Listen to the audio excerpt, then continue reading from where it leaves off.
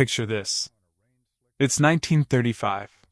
You're standing on a rain-slicked street somewhere in Manchester. The cobblestones are damp, reflecting the gaslights in a way that feels almost cinematic, and the sky is doing that particular, oppressive shade of gray that Britain seems to have patented for itself. All around you, the usual parade of flat-fronted delivery lorries is grinding past. Graceless, boxy, utilitarian things. They do the job, sure, but they look like someone took a wooden crate, bolted it to a chassis, and called it a day. And then, something turns the corner that simply doesn't belong. It moves differently. The front curves forward in one unbroken, sweeping motion. The wheels are tucked away behind sculpted fairings. The body tapers toward the back like the tail of a racing aircraft, cutting through the heavy Manchester air as if it were slicing through butter. A strip of polished aluminum runs the full length of its flank, catching whatever thin, watery light the morning is willing to offer. The whole machine looks like it was designed 10 years from now, and somehow accidentally ended up parked outside a laundry on a Tuesday morning. People stop walking. They actually stop, turn, and stare. That was a Holland Coachcraft van, built in one of Glasgow's toughest industrial neighborhoods by a man whose name almost nobody remembers today. And here's what should genuinely unsettle you. Not a single one of them survives. Every last vehicle, every hand-beaten panel, every polished molding, every compound curve formed by hand in a Glasgow workshop is gone. Scrapped, melted down, obliterated as though they never existed at all. This is motorsport heritage, and I spend way too much time thinking about the intersection of industrial design and forgotten automotive history. If you're someone who appreciates the hidden stories behind the machines that shaped our world, make sure to hit the subscribe button and give this video a thumbs up if this helps you out. Here's the thing about the 1930s. Most people view the era through a lens of sepia-toned misery, defined by the Great Depression and the slow, inexorable march toward the Second World War. But look, if you were actually there, living through the mid-1930s, the mood was paradoxically, almost violently, optimistic. There was a desperate, collective urge to push forward, to outrun the shadow of the past. And that manifested in the most peculiar way. We called it Streamline Moderne. It wasn't just a style, it was a psychological defense mechanism. The movement grew out of Art Deco, but it stripped away the heavy, ornate, often stuffy ornamentation and replaced it with something raw. Curves, flow. The visual language of pure speed. The logic was borrowed directly from the bleeding edge of aeronautics and naval engineering. Designers realized that shapes that moved cleanly through air and water, shapes that minimized resistance, could be applied to things that didn't move through air or water at all. Refrigerators, toasters, office buildings, even pencil sharpeners. If it sat still long enough, someone was redesigning it to look like it could break a land speed record. It sounds absurd, doesn't it? But the emotional logic made perfect sense at the time. The world had just survived one catastrophe in 1914, and was quietly, terrifyingly heading toward another. Modernity felt like salvation. Progress felt urgent, and streamlining was the visual shorthand for both.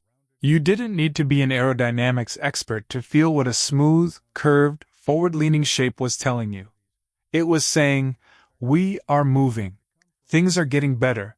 The future is already here. In America, the 1933 Chicago World's Fair put all of this in front of millions of ordinary people at once. Suddenly, the future wasn't an abstract concept found in the pages of a science fiction magazine.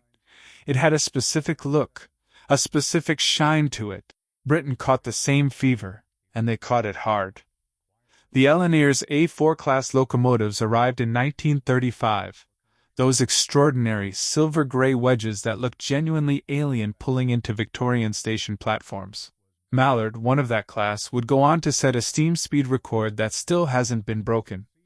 The Great Western Railway rolled out streamlined diesel rail cars into rural Cotswold stations that looked like they'd been plucked from a Buck Rogers cereal. City buses were suddenly getting chrome trim and rounded, aggressive corners. The whole visual world was being remade from the ground up. And into this moment, this total, obsessive aesthetic fever, walked William H. Holland, working in the Govan district of Glasgow. Now, you might be thinking, a coach builder in a shipyard district? That doesn't sound like the birthplace of avant-garde automotive design. And you'd be right. Govan, in the 1930s, was not the kind of place where you'd expect visionary design to emerge. It was a shipyard district, defined by tenement streets, heavy engineering works, and the kind of grit that gets under your fingernails. It was a place built around hard, physical labor and brutal, practical problem-solving. Beautiful things were not really part of the cultural conversation there, but Holland was different. He'd grown up around engineering, working at his grandfather's firm in Greenock before moving to Glasgow. And somewhere inside that practical, blue-collar background was an eye for form that most trained designers at the time would have envied.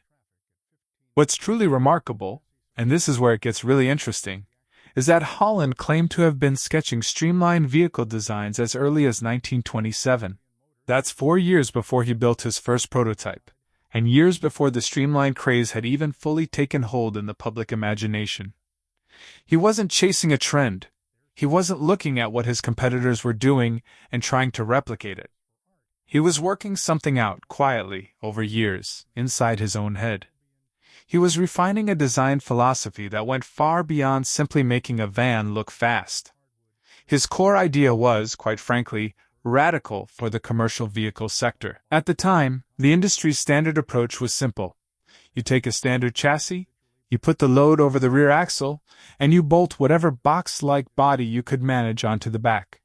It was efficient, it was cheap, and it was ugly. Holland argued that the whole logic was backwards. He posited that you should put the load in the center, between the axles, where the weight would be naturally balanced. Then, you design the body outward from that principle, placing the engine wherever the vehicle actually needed it, rather than where the chassis dictated. Conceive the whole thing as one integrated object, not a platform with a box as an afterthought. For passenger cars, this kind of thinking wasn't entirely new, but for commercial delivery vans, it was almost unimaginable. These were tools, not toys. You built them to be cheap, big, and reliable. Nobody was applying high-concept integrated design philosophy to something that would spend its entire working life crawling through city traffic at 15 miles per hour. The chassis suppliers of the era couldn't give him what he actually needed, so he did what creative people often have to do when the industry fails them. He compromised intelligently. He took the best available platform and made something extraordinary from it. That platform was almost always an Albion. Albion Motors, founded in 1899 just up the Clyde in Scottstown, had grown by the 1930s into one of Britain's major commercial vehicle manufacturers. Their trucks ran across Asia, Africa, and Australia. They were solid, dependable, rugged machines. Their slogan was "Sure as the sunrise," and they lived up to it. The chassis Holland used most often was their B119, introduced in 1935. Not exactly a natural canvas for art, but Holland made it one. The way these vans were actually built is worth slowing down on because it tells you something important about what they were. Holland's craftsmen didn't just build a body, they engineered a statement. They started with that Albion chassis, but everything above it was pure, unadulterated coach-building excellence. They constructed an intricate frame from ash, the same dense, resilient hardwood that had been used in aircraft construction for decades.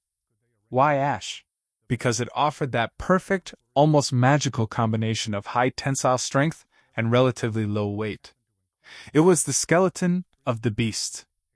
Over that ash frame, they applied a skin of birch plywood, creating a rigid, lightweight shell, and then, the outer body panels, 18-gauge silver steel, hand-formed by masters of the trade.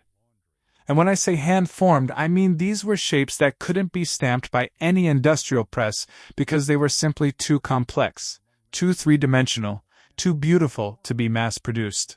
Each panel was shaped individually by skilled metalworkers working from wooden bucks and templates that existed nowhere else in the industry. And then there was the jewelry. Along the flanks of each completed body, they fitted strips of polished aluminum, one, by hand. Each piece was calibrated to catch the light differently, depending on the angle, giving the vans a shimmering, dynamic presence that standard flat-sided vans could never dream of. It was, in essence, aircraft construction applied to a road vehicle, and the results were genuinely extraordinary. But here's the problem. It was also slow, expensive, and almost impossible to scale. Every single van was essentially a one-off custom build. Holland was competing against conventional coach builders who could knock out a standard, flat-sided, boxy van in a fraction of the time and for a fraction of the cost. His vehicles were objectively more beautiful, more aerodynamically considered, and as his customers eventually discovered, dramatically more effective as marketing tools. But the economics, though, they were always a struggle. Which brings us to a fascinating question. Who on earth actually bought these things? If you look at the customer list, it seems almost comedically unlikely. It wasn't the luxury car market, it wasn't the aviation industry, and it wasn't high-end department stores. It was the commercial laundry industry. Yes, the business that fell hardest for Holland's avant-garde, Streamline Masterworks, was the industry that washed other people's shirts. And the biggest single customer of all was a company called Collars Limited, based in Wembley, Middlesex. To understand why this makes sense, you have to understand the specific obsession of the 1930s. In that era, among men of any professional standing, formal dress was absolutely non-negotiable, and the detachable shirt collar was the centerpiece of that look. It was a status symbol.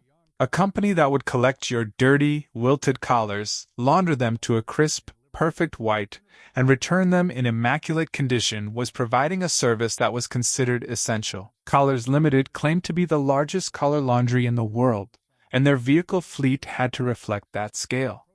They had close to 100 vans running across their delivery network. The first Holland van entered the Collars fleet in 1933, and the effect was immediate. Think about the streets of London at that time. The visual noise was low. It was mostly drab, gray, and functional. When these Holland vans turned up, they didn't just blend in, they commanded attention. People simply stopped. They stared. They asked questions. And the questions weren't about the van itself. They were about the company. Who are they? That looks fast. That looks professional. That looks like the future. The van was generating customer inquiries through nothing but its own visual presence. Not a single additional penny of advertising spend was required. The vehicle was the advertisement. Collars tracked this data carefully. They watched what happened to their inquiry volumes as their streamlined fleet expanded. What they found was so compelling that they kept ordering more, eventually building the Holland portion of their fleet to nearly 50 vehicles. And the way they operated those vans tells you something else about how seriously they took this investment. This wasn't a run-it-into-the-ground situation.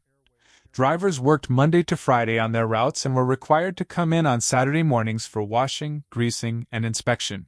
Every single driver had to submit a written report on the mechanical and cosmetic state of their vehicle before they could collect their weekly bonus. Any defect, no matter how small, went directly to the maintenance department for immediate repair. They kept spare vehicles on standby, but the maintenance was so tight, so disciplined, that those spares were only actually needed 2 or 3 times a year. The average van was covering somewhere between 10,000 and 12,000 miles annually, which is a massive amount of wear and tear for that era, yet they kept them looking like they just rolled off the production line. There was even a rule, remarkable by any modern human resources standard, that no driver could operate one of the heavier vans unless he was married and at least 23 years old. A married man of that age, the thinking apparently went, would exercise better judgment behind the wheel. Whether that logic actually holds up is one thing, but that it was written policy at all tells you everything about how much these vehicles were valued. They weren't just assets, they were flagship representatives of the company brand. Beyond collars, the customer list traces a virtual tour of pre-war British commercial life. You had Castlebank in Glasgow, running these striking yellow vans through the streets of Annie's Land. You had Pioneer Laundry in Liverpool. You had Universal Laundry in Greater Manchester, whose surviving photographs show a two-tone paint scheme so considered, so deliberate, that it reads like a modern concept car when you look at the black and white images today. But Holland's thinking extended beyond laundries too. He built bread vans for a Glasgow bakery with quickly interchangeable advertising panels on the sides. Effectively, a mobile billboard where the marketing message could be changed without touching the vehicle body. He built an incredible ice cream van for Nardini's in Largs. He even prototyped a streamlined private car body on a Ford Model Y chassis and used it as a rolling advertisement for a bread brand. The mobile billboard idea wasn't just applicable to streamlined coachwork. Holland understood it as a fundamental principle of business, and he found ways to express it in almost every commission he took, regardless of the industry. Now, you might be thinking, if these were so effective, why didn't every business adopt this style? And here's the thing. Scaling was the enemy. You couldn't just tell a factory to make it curvier. You had to have artisans who knew how to stretch metal. When the economy tightened or when the war clouds gathered, the first thing businesses cut was the luxury, or what they perceived as the luxury, of the aesthetic. But in the mid-1930s, for a brief, shining moment, it seemed like Holland had cracked the code. The vans were famous, not in a front-page tabloid way, but in the way something becomes famous when everyone who sees it talks about it for days afterward. And that recognition reached a point in 1935 that still feels faintly surreal when you look back at it. Meccano Limited, the legendary company behind Dinky Toys, added a Holland Coachcraft van to their catalog. It was model number 31. The catalog copy actually described it as a model of one of the most modernistic commercial vehicles now on the road. Sit with that for a moment. Dinky's range in the 1930s was populated with Rolls-Royces, Bentleys, and Imperial Airways airliners.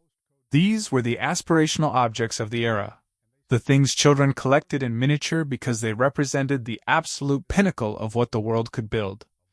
And alongside all of that sat a laundry van from Govan. It's wild, right?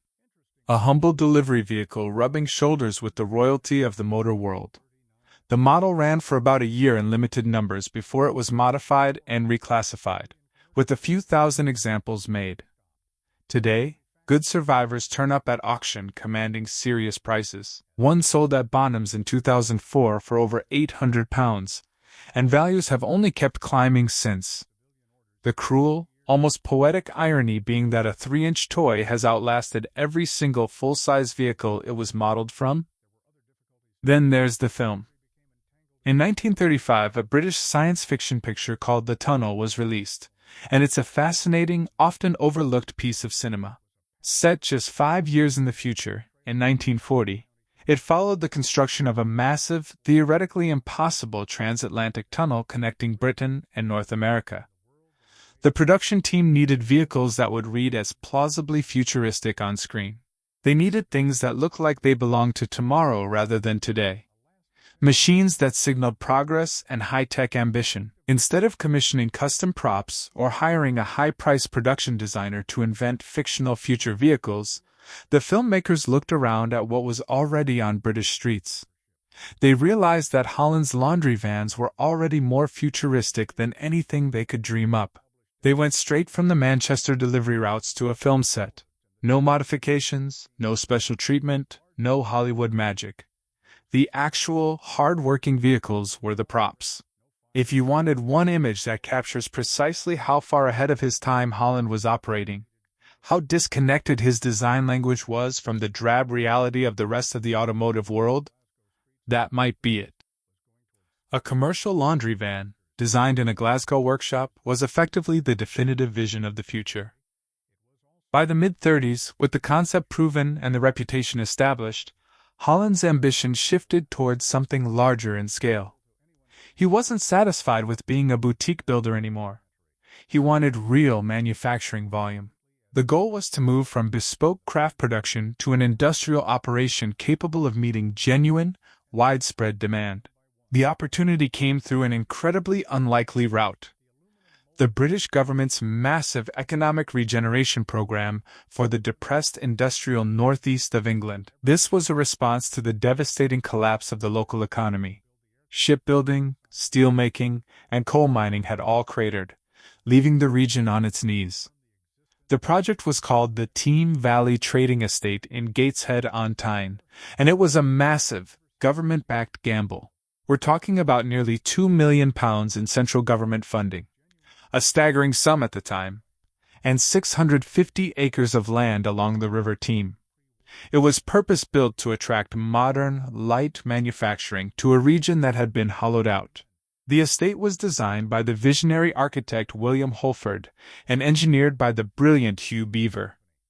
Construction started in May 1936, and the first buildings were completed by that October. King George VI and Queen Elizabeth actually formally opened it in February 1939. But the most revealing detail? The very first tenant announced for the entire estate, even before any other company, before the royal opening, before the development had actually finished, was Holland Coachcraft Limited. Holland took a 20,000 square foot factory on Princess Way. This wasn't a shed, and it wasn't a converted workshop anymore. It was a proper, modern manufacturing facility with dedicated production sections, quality inspection stations, and technical staff whose sole job was to analyze structural stresses before designs were finalized. He was still recruiting salespeople from the Glasgow office while the Gateshead facility was ramping up. The intention was explicit. This was meant to be the beginning of something that actually scaled. He was going to turn his art into industry. Now, you might be thinking, this sounds like a success story. Government funding, a new factory, prestige location. What could possibly go wrong? Here's what most people don't realize about the economics of the 1930s. The fundamental problem was one that ambition, no matter how pure, couldn't solve by itself. Hand-forming compound curved steel panels over an ash wood frame is not a process that mechanizes easily. It is inherently, obstinately, manual. Holland's shapes were simply too complex, too three-dimensional, too specific to be automated. You couldn't just stamp them out with a press. It was a bespoke process, and even in a 20,000 square foot facility, every vehicle was still, at its core, a custom build. The economics that had always strained the Govan operation didn't disappear just because the postcode changed. They followed the company to Gateshead, and they stayed. The overhead of a modern, government-backed estate was significantly higher than a gritty Govan workshop. There were other difficulties, too. The factory became entangled in broader labor disputes on the estate.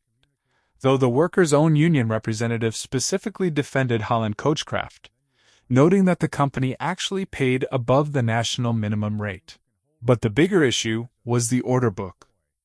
In its final years, the demand became a patchwork of one-off commissions rather than the steady, high-volume van contracts that might have sustained a factory of that size. A dental surgery trailer for the Northumberland County Council, a fire tender for Gosforth, a body for an electric van chassis. It was interesting, high-quality work, sure, but it wasn't volume. It was not enough to keep a factory of that scale humming. Then came September 1939. Britain went to war, and the world that had made Holland Coachcraft possible ceased to exist more or less overnight. It's hard to overstate how sudden and how absolute that shift was. The government immediately directed all industrial production toward the war effort. The civilian commercial vehicle market effectively stopped dead. There was absolutely no demand for beautiful, handcrafted, streamlined laundry vans when every factory in the country was being pushed to produce military hardware as fast as humanly possible. There was a last, desperate attempt in December 1939. A collective marketing company was set up to promote Team Valley products, with Holland named as a director. But no amount of clever marketing could manufacture civilian orders in a country mobilized for total war. By 1940, there was a creditors' meeting.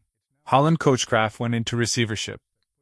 3 years after opening a purpose-built factory on a government-backed industrial estate, a factory that was supposed to represent the future of British manufacturing, the company was finished. William Holland reportedly suffered a nervous breakdown in the aftermath. It's a tragic, human detail that often gets buried in the historical records of companies. A newspaper from the Tyneside area published decades later described his collapse. But the details available to anyone trying to trace his personal story are thin and fragmentary. What happened to him in the years that followed, and the decades after 1940, is largely unknown. He faded from the record as completely as his vehicles would. And the vans themselves? They went quietly. There was no single, dramatic, catastrophic event, no bombing raid, no fire, no targeted destruction. They simply wore out.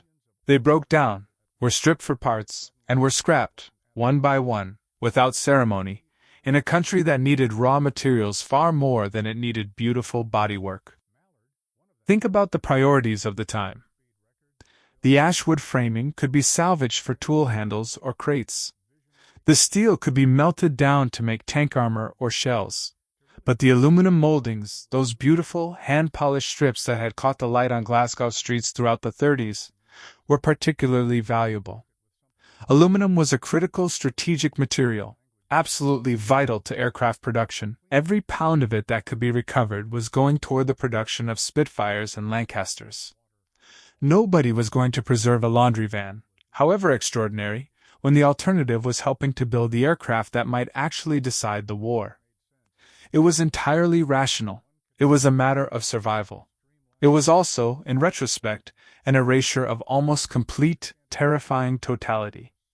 Today, no one can confirm the existence of a single surviving Holland Coachcraft vehicle anywhere in the world. Not one. No museum, no private collection, no barn find, no hidden warehouse corner. The Riverside Museum in Glasgow has nothing. No collector has come forward with a chassis number. The vehicles are simply gone. The only physical thing you can hold in your hand today is that 3-inch toy, and even that is a fragile bridge to the past. It was cast from a zinc-based alloy, a common material for the time, but it's notorious for something collectors call zinc pest. Over decades, the chemical composition of these old toys can become unstable, causing the metal to swell, crack, and eventually crumble into dust. It is a cruel, almost Shakespearean irony. The only surviving representation of William Holland's visionary work is itself prone to a slow, self-destructing decay. It's as if the universe decided that these designs weren't meant to endure, and yet, enough have made it through 9 decades that they surface occasionally at auction, commanding prices that would have absolutely astonished the men who used to spend their Saturday mornings washing and greasing the real, full-size machines. It's a strange market, really. People pay premium prices for a miniature of a machine that, in its original form, has been completely erased from the face of the earth. There are, of course, people who have tried to recover the full, unvarnished story. It's a detective game, really. A researcher named Mark Bailey spent years gathering material for what was meant to be the definitive history of the company. He dug into archives, tracked down old blueprints, and interviewed the few surviving people who could still remember the sight of those vans gliding through Glasgow. But the tragedy, and I say that sincerely, is that he died before finishing the manuscript. The fate of his research, the boxes of notes, the contact lists, the potential photographs, is unknown. It's likely sitting in an attic somewhere, or perhaps it was tossed out during a house clearance, the victim of a careless bin bag. It's a reminder that history is not some grand, recorded archive that keeps itself. It is a precarious, fragile thing that relies entirely on someone, somewhere, caring enough to keep the files. When that care stops, the history vanishes. Then you have Yvonne Prisieux, a researcher working near Greenock. She's taken a different, more critical approach. She's long argued that the standard histories of streamlined design are, frankly, unfairly narrow. We tend to focus on the big names, the Americans, the Raymond Loews, the continental European icons who designed trains and luxury cars. We build our design history canon around the superstars, while almost entirely ignoring what a Scottish coach builder was achieving on a shoestring startup budget in one of Glasgow's grittiest, most industrial neighborhoods. And she's right. When we look at the evolution of modern aesthetics, we love the great man theory of history, where a genius in a studio creates something from nothing. Holland wasn't a great man in the commercial sense. He was a guy in a shipyard district trying to make a buck while simultaneously trying to invent a new way of looking at the world. Ignoring his contributions isn't just an oversight, It's a failure of our collective memory to recognize that innovation can happen anywhere, even in a laundry van workshop in Govan. But here's the thing that didn't disappear when the company went under and the vans were scrapped for airplane aluminum. The idea survived. The concept, the core philosophy, that was the innovation that really mattered. The principle that a delivery fleet is a branding exercise just as much as it is a logistics operation. That the appearance of a commercial vehicle is a strategic decision, not an afterthought. That a van is a 24/7 billboard that speaks to the quality of the service inside. That is now so embedded in modern business thinking that we barely even register it as a choice. Think about it. Amazon knows exactly what its vans look like. The precise shade of blue, the font, the way the light catches the logo. FedEx knows exactly what shade of purple runs across every vehicle in its global fleet. DHL, UPS, every major logistics operation on the planet employs high-priced design teams to ensure their vehicles project the right image as they move through the world. They understand that a vehicle is an ambassador for the brand. William Holland was doing this in 1931 in Govan with ash wood, hand-beaten steel, and a budget of £3,000. He wasn't just building a body, he was building a brand identity before that term even existed in the corporate handbook. It's easy to dismiss a laundry van as boring, right? But Holland understood something about the psychology of the customer. He knew that when you see a pristine, futuristic, beautifully designed van pull up to your curb, you subconsciously attribute that quality to the service itself. You think, if their van looks that good, their laundry must be impeccable. It's an association of excellence that happens entirely in the subconscious. He was effectively gamifying the delivery process, making the arrival of the van a small event in the day. That's a genius-level marketing strategy that was decades ahead of its time. The Team Valley Trading Estate is still there today, of course. It's a thriving hub. Around 700 companies now, roughly 20,000 employees. It's a success story of post-industrial regeneration. The original headquarters building, that modernist landmark where Holland had his factory, is actually still standing. It even appeared in the opening sequence of the movie The King's Speech. It's strange to think that the building is still there, framing the shot, while the vehicles that were once its crowning achievement have been pulverized and turned into bits of Spitfire or Lancaster bombers. The factory on Princess Way was taken over by other manufacturers after the war, and the building may still stand in some form, but the soul of the place, the spirit of that 1930s optimism, is gone. Look at a photograph of a Holland Coachcraft van. There aren't many, as I mentioned. They are mostly black and white, grainy with age, the particular flatness of 1930s commercial photography. Maybe it's a van parked outside a laundry in Manchester. Maybe a fleet lined up on a Glasgow street. Maybe a single vehicle caught somewhere in the suburbs, blurred by a long exposure. Even through all of that, the limitations of the film, the grain, the century of distance, something about those vehicles communicates immediately. There's a confidence to the design, a completeness. Every line is placed exactly where it needed to be. You don't need to be told these were remarkable when they were new. You can see it. The curves aren't just for show. They have a visual weight that suggests motion even when the van is parked. And then, you have to remind yourself that you can never stand next to one, that there's no restoration project underway because there's nothing left to restore. That the only physical thing you can hold in your hand is a 3-inch toy that went out of production before the Second World War had even begun. Holland showed up too early. Not just slightly early, but decades early. The design thinking he was articulating in a Govan workshop in 1931 wouldn't become standard industry practice for another 50 years. The integrated approach to vehicle aesthetics that he was actually building, not just theorizing about in a sketchbook, but physically creating, is now considered foundational by every single business that puts a fleet on the road. He figured that out in Glasgow with £3,000 and the conviction that a laundry van could be something worth looking at. And then the war came, and the world had more urgent needs than beautiful things. Every last one of his vans was taken apart for the metal, and the man himself disappeared from the historical record almost entirely. It makes you wonder, doesn't it? What other ideas were lost? What other Holland Coachcrafts were destroyed by the exigencies of war or simply the passage of time? We often think of history as a progression of successes, but it's actually littered with the husks of brilliant failures. People who were just a little too visionary for the world they occupied. Holland was a man who wanted to build the future, but the world was busy preparing for a conflict that would wipe the slate clean. If you know anything, a photograph in a family album, a grandfather who drove one of these, any connection at all to Holland or the company, that information matters.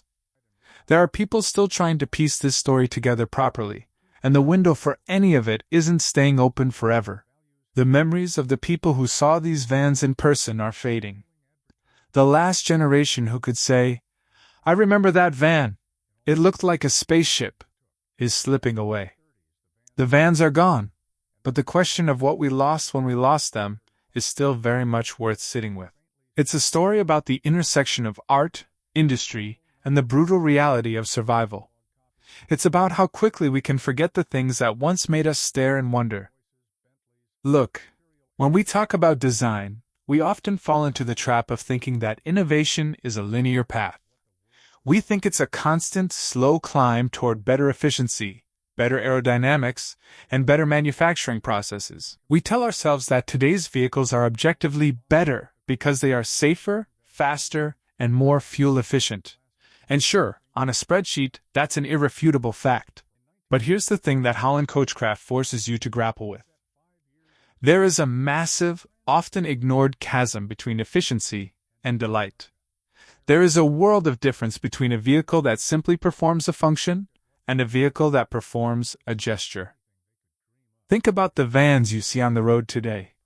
They are essentially white, featureless boxes. They are white because it's cheaper to paint them that way, and they are boxy because that's the maximum volume you can extract from a set wheelbase. They are, in every sense of the word, disposable appliances. We look through them, not at them. They are part of the scenery, like a traffic cone or a stop sign. They are the background noise of our daily lives. But Holland's vans? They were the exact opposite. They were designed to cut through the noise. They were built to force an interaction between the company and the public. And that is a design philosophy that, in many ways, we have completely abandoned in favor of the bland, corporate-approved aesthetic. Now, you might be thinking, well, that's just the natural evolution of industry.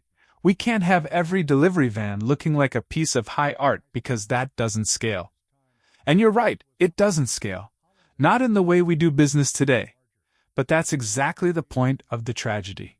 William Holland was trying to prove that you could marry the two worlds, the world of mass-market commerce and the world of high-concept design, and he was succeeding.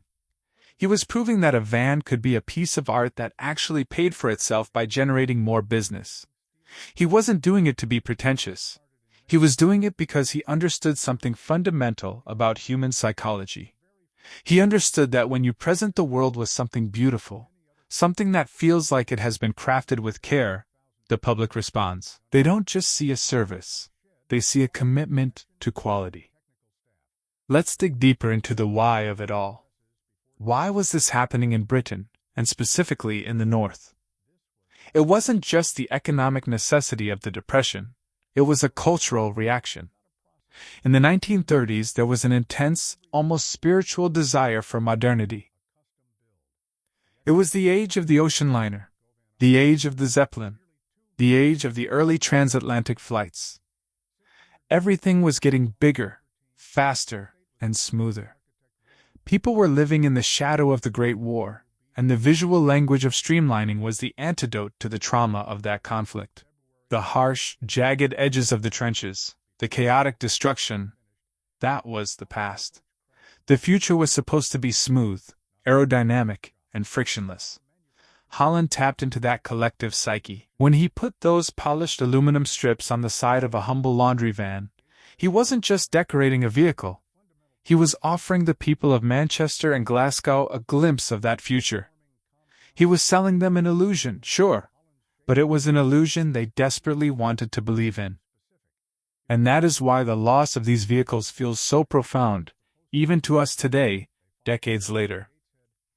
When you look at the surviving photographs, you aren't just looking at a truck. You're looking at a captured moment of hope. You're looking at a time when someone, somewhere in a gritty Govan workshop, thought that even a vehicle meant for hauling dirty collars deserved to be beautiful. It was an act of defiance against the drabness of the era. And when the war came, and all of that was melted down for the war effort, it wasn't just the steel that was lost. It was that specific, optimistic vision of what the world could be. We often focus on the destruction of buildings or the loss of life in the history of the 20th century, which is obviously correct, but there is also a secondary, quieter history of destruction. The destruction of the small, beautiful things that make everyday life feel a little bit more magical. Here's what most people don't realize about the van as a concept. For most of history, it was purely secondary. It was a cart, a wagon, a box on wheels. It had no aesthetic identity because it had no soul. It was a slave to the load it carried. Holland flipped that script. He treated the van as a canvas, and that's the legacy he left behind, even if he didn't leave a single surviving vehicle. He proved that the commercial in commercial vehicle doesn't have to be a dirty word. It doesn't have to mean boring. It can mean iconic. Think about the iconic designs that stuck around. Think about the classic VW bus. Think about the original Ford Transit. Those vehicles became icons because they had a design language that was distinct, that was recognizable. Holland was doing that decades before the iconic vans of the 1960s and 70s. He was just too early for the market to fully sustain it.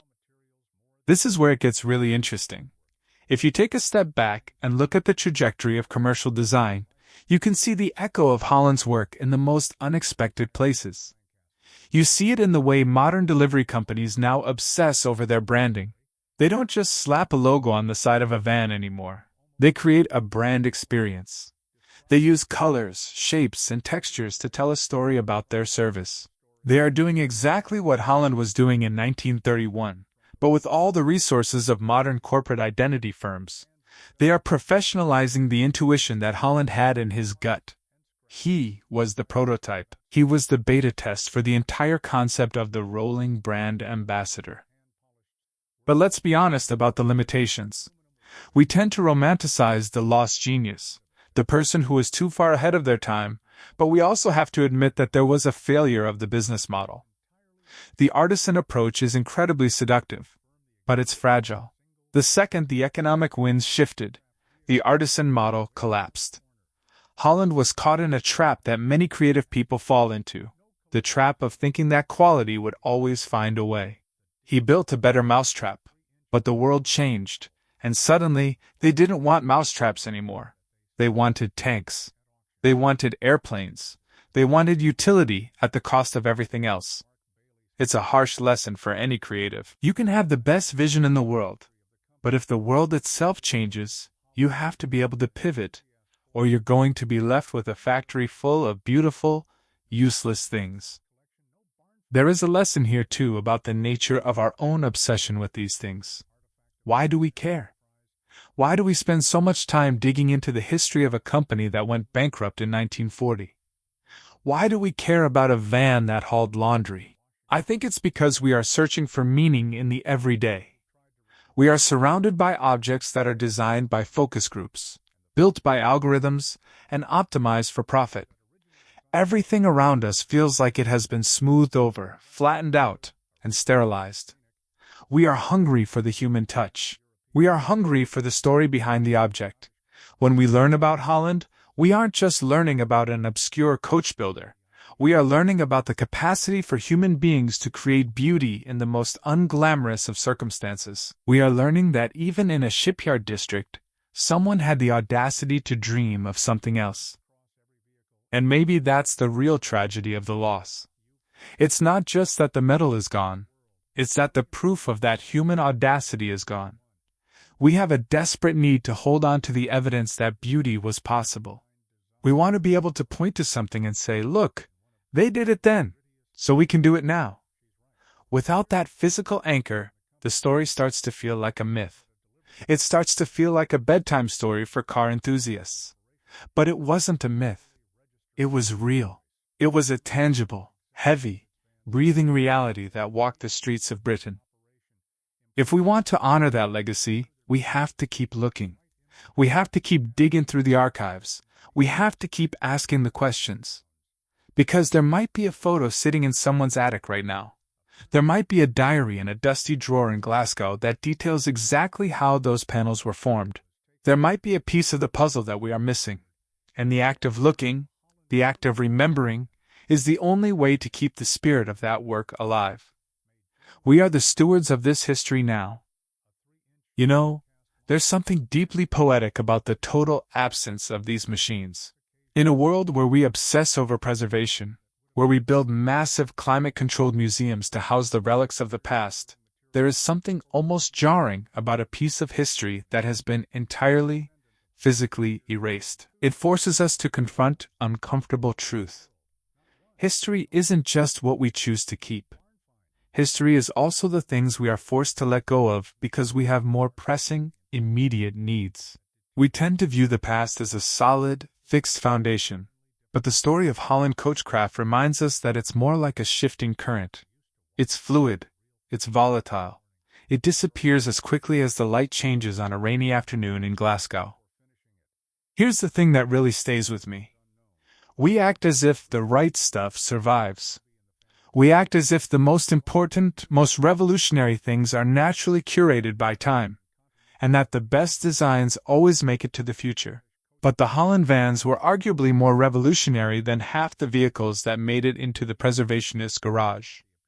They were ahead of their time, yet they were treated with the same indifference as any other piece of scrap metal when the clock ran out. It makes you wonder what else we've lost. What other geniuses were working in their own sheds, in their own backyards, creating things that were beautiful and functional and visionary, only for their work to be forgotten because they didn't have the backing, or the timing, or the luck to survive the transition into the next era. It's a sobering thought. We are walking around a world that is only a fraction of the world that actually existed. Look, this isn't just about nostalgia. It's about understanding the nature of innovation. We have this misconception that progress is always recognized in the moment.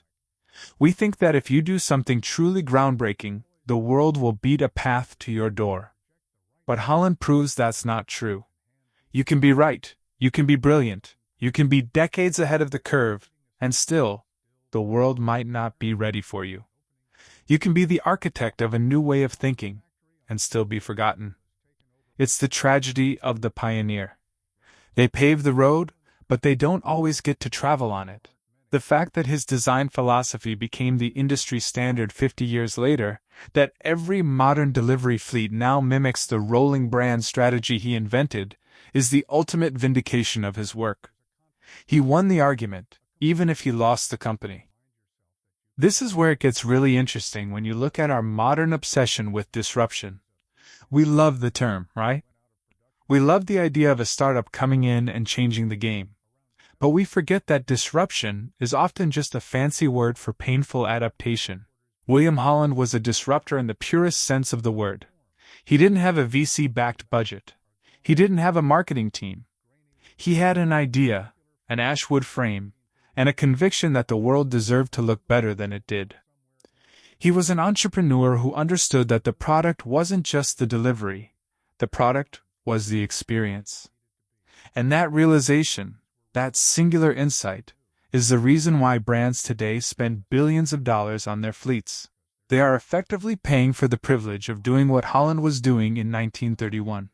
He was the prototype. He was the beta test for the modern corporate identity. And maybe that's the final lesson we can pull from this. Maybe the point of all this isn't to mourn the loss of the vans, but to recognize the value of the idea. The metal is gone, but the strategy is everywhere.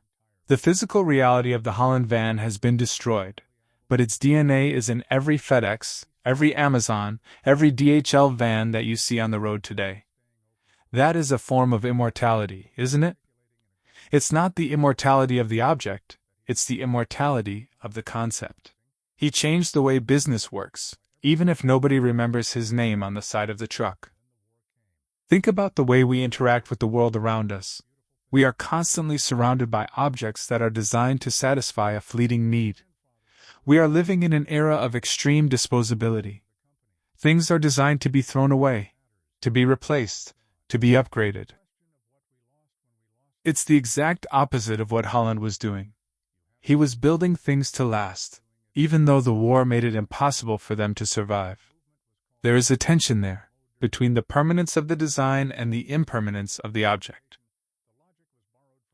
And perhaps if we want to honor the spirit of his work, we should start caring more about the things we build today. We should stop accepting the good enough. We should stop accepting the disposable as the default. Maybe we should bring a little bit more of that Govan audacity to the things we create. There's a comfort in the mystery, too. I think that's why we're still talking about it. Because the story isn't finished. There is no neat, tidy ending. There's no final chapter where Holland gets his due and we all get to visit the museum and see the van in all its restored glory. The ending is open. It's a hanging thread. And that gives us a role to play. We aren't just consumers of this history. We are its guardians. By asking the questions, by digging into the archives, by refusing to let the story fade into total obscurity, we are keeping the spirit of that innovation alive. We are, in a very real sense, the ones who have to finish the job. So, if you're out there, and you're looking at the world, and you're feeling like everything is just a little bit too sterile, a little bit too optimized, remember the Holland Coachcraft van. Remember that in the middle of a depressing, gray, industrial, war-torn reality, someone looked at a laundry van and decided it should look like the future. Someone decided that beauty was a metric that mattered. And even though they're gone, that decision, that moment of creative rebellion, still echoes. It's a reminder that we have the power to infuse the mundane with the extraordinary. We have the power to change the visual language of our daily lives, if we just have the courage to do it. This is Motorsport Heritage, and I spend way too much time thinking about the lost chapters of automotive history, because sometimes the stories that are missing tell us more about ourselves than the ones that are preserved behind glass. The search for the Holland Coachcraft legacy isn't really about finding a lost vehicle. It's about finding the courage to believe that the things we create matter, that they have value, and that they define who we are. It's about recognizing that the lost things aren't necessarily the least important. They are often the ones that were most daring, most visionary, and most dangerous to the status quo. The vans may be gone, but the question of what we lost, and what we might still recover, is a question that defines the very work we do here. If you found this dive into the forgotten corners of industrial history insightful, make sure to hit that subscribe button. Share this video with someone who values the intersection of design and history, and give this a thumbs up if it helped you see the world of modern logistics a little differently. We're going to keep digging. We're going to keep asking the questions, and we're going to keep looking for the things that have been left behind, because that's where the real stories are hiding. The past isn't behind us, it's waiting to be rediscovered, one frame at a time. Thanks for watching, and keep thinking about the things that others have forgotten.